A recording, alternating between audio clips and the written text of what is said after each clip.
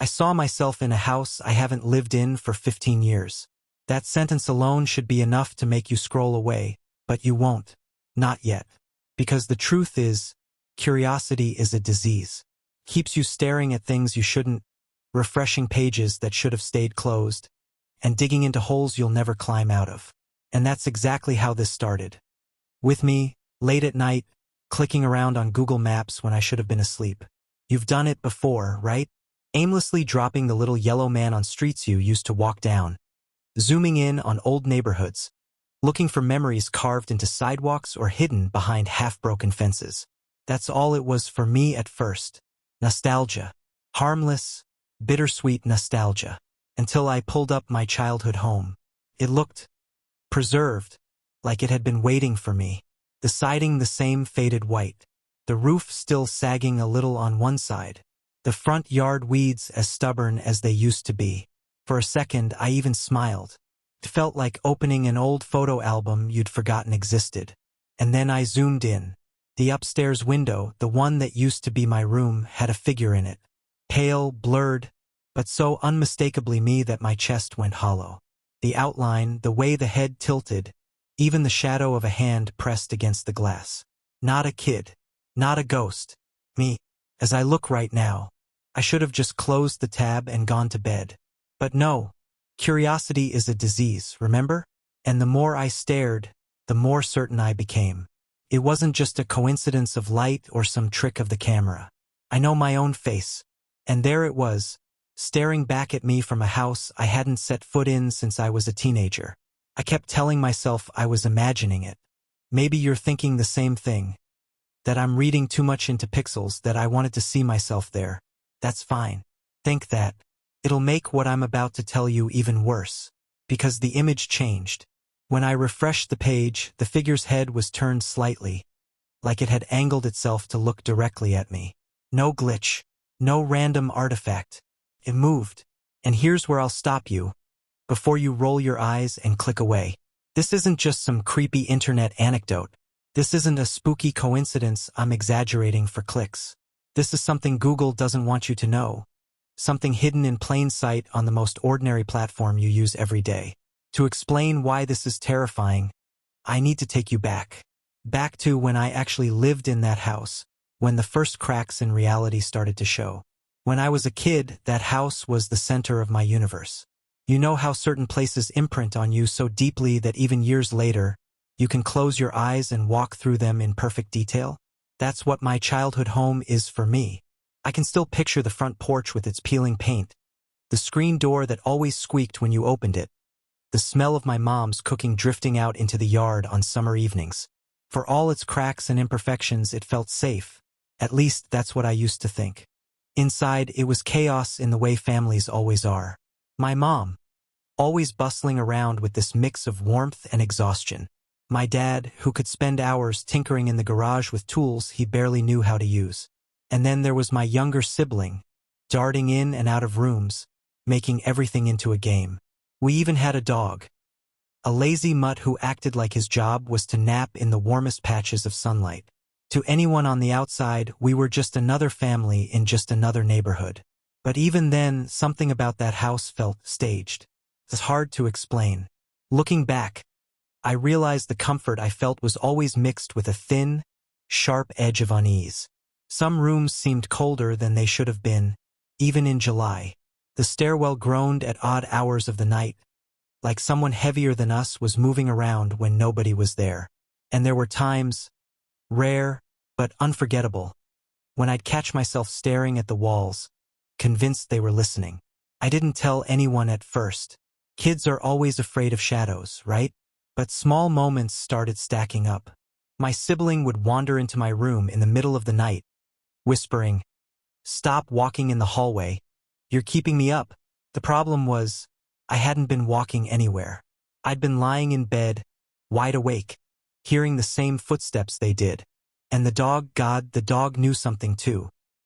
He'd sit in front of the basement door sometimes, growling low in his throat, the fur on his back standing up like a ridge. My parents would laugh it off. "He's just spooked by mice," Dad would say. But I noticed how Mom's smile never quite reached her eyes when she said it. The neighbors had their own theories. You know how grown-ups whisper when they think kids aren't listening? I heard enough to piece together fragments. Strange things in that house. Lights on at odd hours. Previous owners moved out suddenly. Always said just softly enough to make you wonder if you'd imagined it. And then there was Mrs. Hanson, the old woman who lived across the street.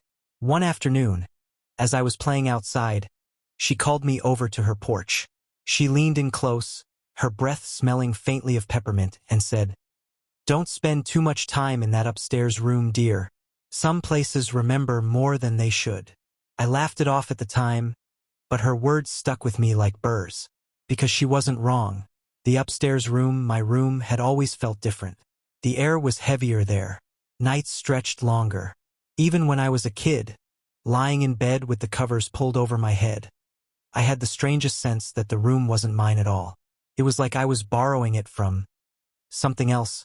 Still, I convinced myself it was nothing. Childhood fears, overactive imagination, and honestly, there were plenty of happy memories mixed in too. Birthday parties in the living room, movie nights where the four of us piled onto the couch, even snow days where my sibling and I built forts so elaborate they nearly collapsed the sofa cushions. That's the contrast that makes all of this worse. For every warm, safe memory, there's a thread of dread running underneath, tightening as I got older. At the time, though, I shrugged it off. Kids are resilient. You learn to ignore the cold spots, the creaks, the whispers that sound almost like your name. You get used to it. And when you live in a place long enough, even fear starts to feel normal. I didn't understand what I saw until decades later. And when I finally did, it wasn't nostalgia I felt. It was recognition. That house hadn't just been my childhood home. It had been waiting, watching, and keeping pieces of me long after I moved away. But back then it was just home. And that's exactly how it wanted me to see it. It didn't take long for the small strangeness of that house to sharpen into something harder to ignore. First, it was just doors.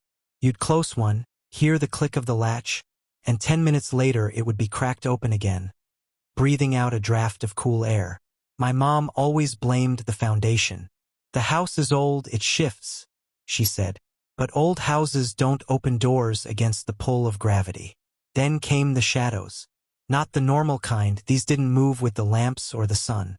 They drifted in ways that felt independent, as though someone else was walking through the room just out of sight. More than once, I'd see a silhouette stretch across the floor, but when I looked up, the space was empty. Try explaining that to your dad while he's reading the evening paper. He just grunted, told me I had too much imagination. So I did what kids do when adults don't listen. I started keeping track myself. I filled notebooks with crooked sketches, little journals written in uneven block letters. I drew the shapes I saw, the angles of the doors, even the way the shadows pooled thicker in certain corners. Looking back, those pages are disturbing in their precision. Some of the sketches don't look like anything a child should have been able to invent. The first real break in the routine came from my sibling. One night, they shook me awake, eyes wide in the dark. "Stop standing in the hallway," they whispered. I blinked at them, confused. "What are you talking about? I'm in bed." But they insisted, voice trembling. "I saw you. You were just standing there by the bathroom. You were staring at me." That stuck with me, because I hadn't left the bed all night. Apparently, even my ghost had insomnia. After that, things escalated. The footsteps in the hall became nightly, dragging slow like someone pacing. The dog refused to sleep upstairs anymore, curling instead at the bottom of the staircase like he was keeping guard. My sibling and I started trading stories, like smuggling secrets under our parents' noses. They swore sometimes the reflection in their window didn't match them exactly, that the other version looked older or taller. I laughed it off back then, but deep down I believed them. There was one night I'll never forget. I woke to find my bedroom door wide open, though I'd shut it tight before bed. Standing in the crack of darkness beyond the frame was a figure. My first instinct was that it was my dad, maybe checking in on me. But the shape was wrong, slightly slouched, head tilted at an unnatural angle. And when I called out, it didn't move, didn't even breathe. It just stood there, a void in the doorframe, until I pulled the covers over my head and squeezed my eyes shut. When I dared to peek again, it was gone. I tried to convince myself it was a dream, but the next morning, my sibling asked, "Why were you in my room last night?" That's when I stopped telling myself it was all in my head. I poured everything into those journals and drawings, thinking maybe if I could understand it, I could control it. But the more I drew, the more the images felt like they were coming through me instead of from me. Human figures that weren't quite human. Windows with faces peering out. Shapes that looked like me but wrong. Off by just enough to make my stomach knot. And here's the part that makes my skin crawl now. Those drawings? I still have them. Pages yellowed with age, graphite smudged by my small fingers. And they look too much like what I saw on Google Maps. Years passed. The house faded into memory. I thought I grew out of it, that I'd left all the shadows behind when we moved away. Until last week. It was late, one of those nights where you're not tired but you're not awake either. The kind where you sit in front of your computer with the lights off, clicking aimlessly just to keep your brain busy.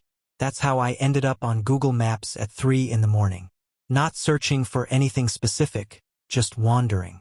It's weirdly addicting, you know? Like time travel for people who can't sleep. I started with the city I live in now, bouncing around to familiar landmarks, then drifted into old neighborhoods where friends used to live. There's something comforting about it, seeing places that still exist even when everything else in your life has changed. It makes you feel anchored, like the world has some kind of continuity. That's when I thought of it, the house. My house. The one that raised me and haunted me in equal measure. 15 years since I'd last stood on its porch. I wasn't even sure what I expected to find. Probably some renovated version with a new paint job, or maybe it had been torn down completely. Either way, curiosity got the better of me. And there it was. The siding was still a tired, faded white, though the photo looked newer. The shutters clung at odd angles like broken eyelids. The lawn hadn't changed. It still looked like someone had abandoned a patch of weeds and dared them to grow wild. For a moment, I felt a pang of nostalgia, even a little warmth. It was like running into an old friend you didn't realize you missed. But then I zoomed in. The upstairs window, the window that used to be mine, had something in it. At first, it just looked like a blur, the kind of smudge you expect from Google's cameras. But the longer I stared, the sharper it became. A figure. A head tilted just so. A hand pressed faintly against the glass. And the worst part? It wasn't a kid. It wasn't some trick of light. It was me. Not me from back then. Not some frozen childhood moment. Me as I am now. The same outline, the same slump in my shoulders, even the same length of hair. I swear my heart stopped. You think I'm exaggerating, right? That I'm seeing what I want to see? Fine. Open Google Maps. Type in your old address. Zoom in on the windows. See if you catch your own reflection staring back. I'll wait. Still here? Good. Then you'll understand why my hand hovered over the mouse for what felt like an hour. Rationality screamed that it was a coincidence, that I was tired, that pixels and shadows can play tricks on your brain. But something deeper in me knew better. This wasn't random. It wasn't a glitch. I should have stopped there. I should have laughed it off, closed the tab, and gone to bed. But no, curiosity is a disease, and I was already infected. So I refreshed the page. And that's when everything collapsed. Because the figure had moved. It wasn't pressed against the window anymore. The head was turned, slightly angled, as though it had noticed me watching. The outline of its face was sharper now, unmistakable. It was still me, but this time the expression was wrong. I don't even know how to describe it. It looked amused. I slammed my laptop shut and sat in the dark, pulse hammering, the silence of my apartment suddenly suffocating. Every instinct told me not to look again, but fear has a way of feeding curiosity. By the time I cracked the laptop open again, my hands were shaking. And this is the part where I need you to listen carefully, because it wasn't just me. The house, it's been recording things, keeping them, holding them in ways that don't make sense. Those shadows I saw as a kid, the drawings I made, the footsteps my siblings swore belonged to me. They weren't just fragments of memory. They were data, collected, stored, waiting.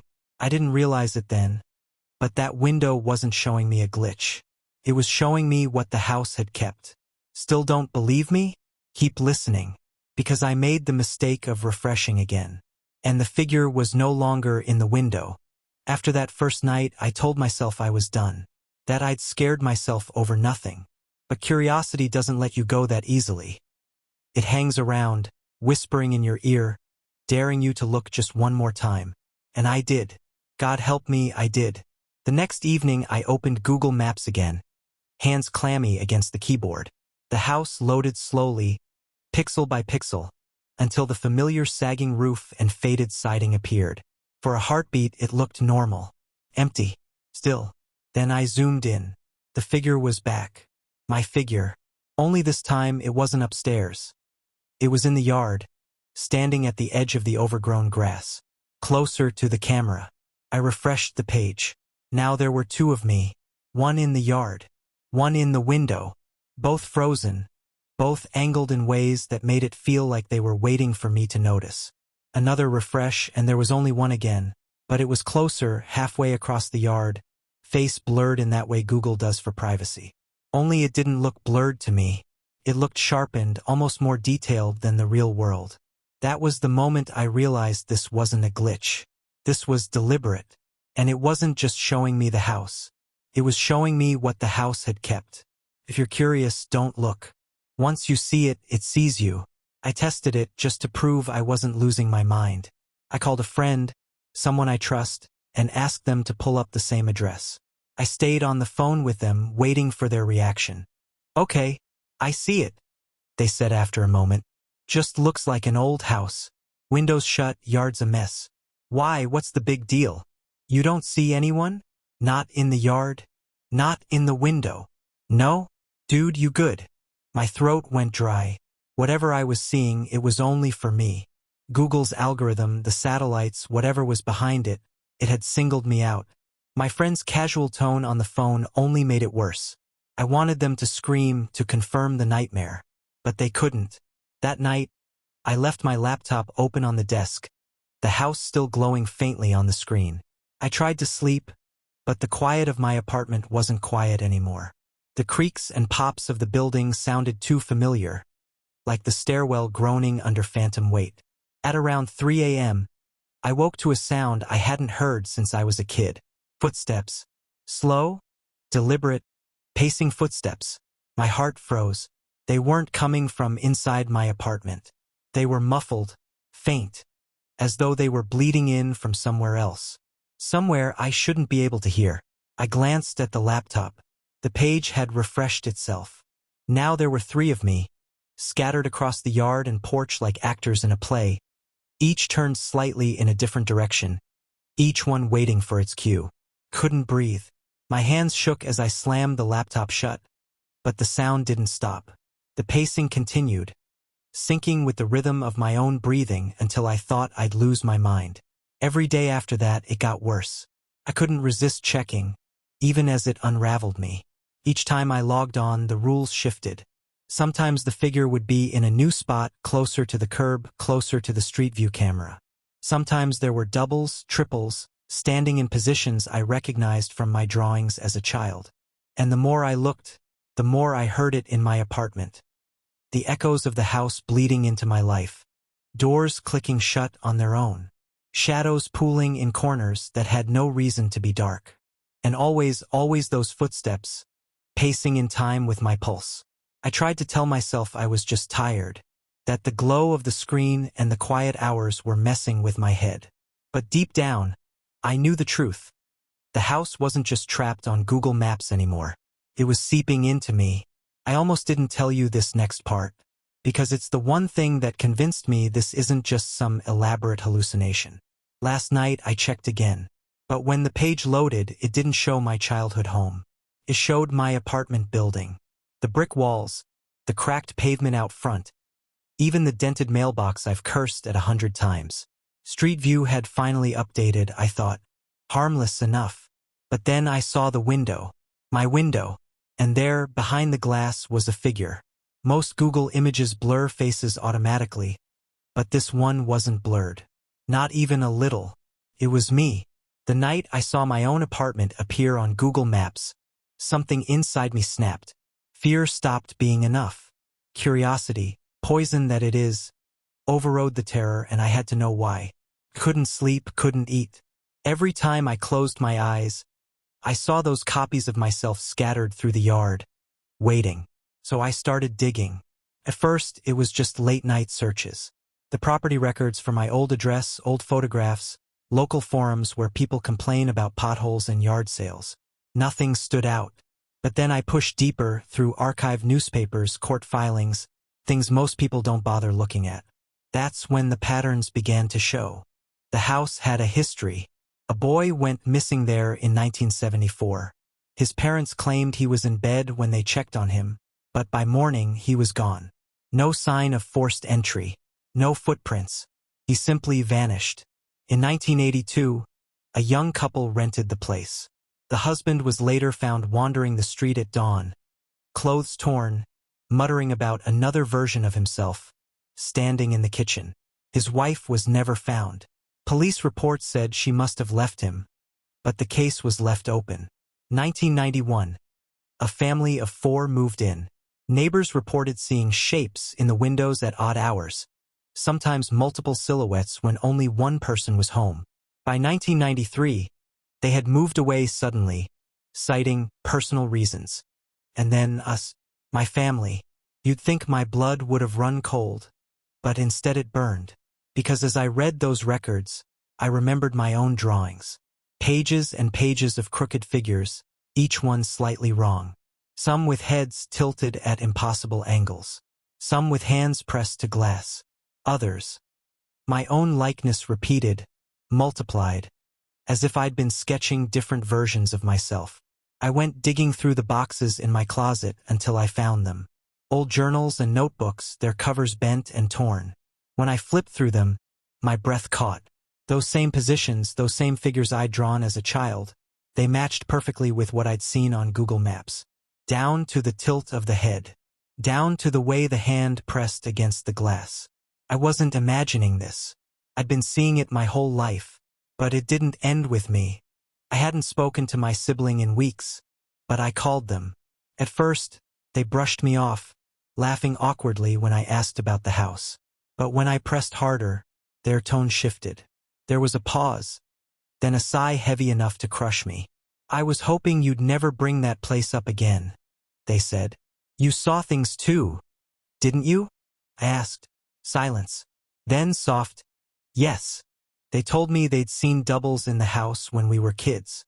Not just shadows, but full figures, versions of us that didn't belong. Sometimes in mirrors. Sometimes standing in the hall at night. They said they'd once woken to find me, sitting at the edge of their bed, staring, even though I'd been asleep in my own room. I thought I was dreaming, they whispered. But then it happened again. I couldn't speak. My whole childhood suddenly felt like a puzzle clicking into place. Then came the part that chilled me most. You remember Mrs. Hanson, across the street? My sibling asked. She told me once. She said the house doesn't forget, that it remembers every person who lives there, and it keeps them, copies them, like it's building a collection. My stomach turned. The missing boy, the vanished wife, the doubles in our journals and memories. It all fit too neatly. I think, my sibling continued, voice breaking, the house doesn't just copy people. It holds onto them. It waits until they come back, or until it finds a way to send them out. And if you keep looking, if you feed it attention, it notices you. I asked the question that had been clawing at my brain since this started. Why now? Why me? Another long silence. Then, flatly, because you went back. You looked. That's all it needs. I laughed, though it came out more like a sob. So what, I'm screwed? Just because I was curious? Yes, they said simply. Then softer, please, stop looking. Don't give it any more of you. But of course I couldn't stop, because every answer only opened a new question, and every warning felt like a challenge. That's the cruelest trick of all. The more you know, the more it pulls you in. And there's something I haven't told you yet. Something buried deep in the research, in the photos, in the blurred images Google tries so hard to censor. There's a reason most satellite images of that block are blurred. Not just our house, half the neighborhood. Entire stretches of road swallowed in digital fog. Officially, it's privacy concerns. But I've looked. And in some of those blurred shots, if you zoom just right, you can see pieces of what's underneath. Figures. Waiting. I should have stopped there. But I didn't. I told myself 100 times I wouldn't go back. That I'd leave it as pixels and screenshots. Nothing more. But obsession has teeth. And it chewed through my promises until there was nothing left. One night, without really deciding, I got in my car and drove. The closer I got to the neighborhood, the more wrong it felt. Streets I hadn't driven in years were too quiet, too still. The houses looked normal but staged, like set pieces waiting for actors. And then I turned the corner and saw it, my childhood home. From the outside, it looked abandoned. Windows dark, lawn overgrown. But there was something else, something that made my skin crawl. It looked frozen. The same sagging shutters. The same chipped paint on the porch railing. The same exact dent in the mailbox my dad had cursed at for years. None of it had changed. Not aged. Not decayed. Just preserved. I parked a few houses down and walked the rest of the way, every step heavier than the last. My hand shook as I pushed the front door. It opened without resistance, hinges silent, as if it had been waiting for me. Inside, time had stopped. The furniture was arranged exactly as I remembered. My mom's favorite chair by the window. The ugly lamp my dad swore he'd replace but never did. Even the TV remote was sitting on the armrest of the couch, perfectly angled. Only one problem, there was no dust. None. The air was stale but spotless, like the house had been reset to a memory. I moved through the rooms in a daze. The kitchen smelled faintly of coffee, though no pot brewed. My old room upstairs had the same faded posters on the wall, the bed neatly made as if I'd just gone off to school. Everything was exact. Too exact. And then I wasn't alone. I felt it before I saw it. A shift in the air, the way silence thickens when you're being watched. I turned, and there I was. My double stood in the doorway, blocking the hall. Same face, same clothes, same nervous way of fidgeting with the hem of a sleeve. But the eyes, God, the eyes weren't mine. They were sharper, hungrier, alive with something that wasn't human. We stared at each other for a long, unbearable moment. Then it spoke. Leave before you replace me. I swear it spoke in my own voice, but faster, like someone had hit play on a recording at the wrong speed. I wanted to run, but my legs wouldn't move. My mouth went dry. I forced words out anyway. What are you? It tilted its head, my head, and gave the faintest smile. I'm what the house keeps, what it remembers, what it feeds back. The sound of it tore at me, because it wasn't just speaking to me. It was speaking from inside me, like an echo that had always been there. I stumbled back into the living room, desperate for an exit, but every doorway led back to the same place. No matter which hall I turned into, I ended up face to face with it. With me. And then it laughed. My laugh. Leave before you replace me. It repeated, voice sharper this time, as if the words themselves were teeth. This is the part in the story where, if you're watching this on YouTube, you'd probably pause the video. Maybe rewind. Maybe comment something like, bro, this is where I dip. And trust me, I wanted to. Every cell in my body screamed to run. But I didn't. Because then it leaned closer, lips twitching into a grin, and whispered, check the maps. I'm already outside. I don't remember leaving the house. One moment I was standing there with my double grinning at me. The next I was in my car, engine roaring, tires skidding against asphalt. I must have run, but I can't recall my feet touching the floor. All I know is that I didn't look back. Not once. By the time I reached my apartment, the sky was paling at the edges, the kind of gray that makes you wonder if the sun really wants to come up. My hands shook as I unlocked the door, locked it again, double-checked it 3 times. I told myself I was safe now, that it was just the house, that leaving it behind meant leaving it behind. But of course I couldn't resist. I opened my laptop. Google Maps flickered to life, the little yellow man dangling on its leash, ready to drop anywhere. My old street loaded. The house stared back at me, silent, unchanged, the upstairs window dark, empty. For the first time in weeks, there was no figure. My chest loosened. Maybe it was over. Maybe it had let me go. Then, out of habit, I zoomed out, dragged the view across town, and dropped the cursor on my own street. And my stomach turned to stone. There was my apartment building, captured in crisp resolution. The cracked pavement, the dented mailbox, the faded graffiti someone had scrawled months ago. And in the top floor window, my window, stood a figure. Not blurred, not distorted, perfectly clear. Me. I slammed the laptop shut, heart thundering. But the damage was done. Because in that instant I understood the rule. The one no one had ever said out loud but had always been true. Looking at the map doesn't just show you where it is. It shows it where you are. Every time I checked, every refresh, every zoom, that wasn't me watching the house. That was the house watching me. Letting it inch closer, snapshot by snapshot, until it found me. I swore I wouldn't open the laptop again. Swore it with every ounce of strength I had. But fear has a gravity all its own, and hours later I caved. My hand moved on autopilot, dragging the map until my building reappeared. This time, the figure wasn't at the window. It was in the stairwell. I refreshed. Closer. One floor down. I refreshed again. Right outside my door. I could hear it then. Soft, deliberate footsteps echoing through the hallway. In perfect rhythm with the refresh button under my finger. I sat frozen, too terrified to move, my screen flickering as if daring me to look again. And here's where I stop. Because there's nothing else I can say without letting it further in. It's already here, crowding the edges of my life, slipping into places words can't keep it out of. So let me leave you with this. If you check your old house tonight, and you see yourself in the window, don't zoom in. Don't refresh. Don't give it your attention.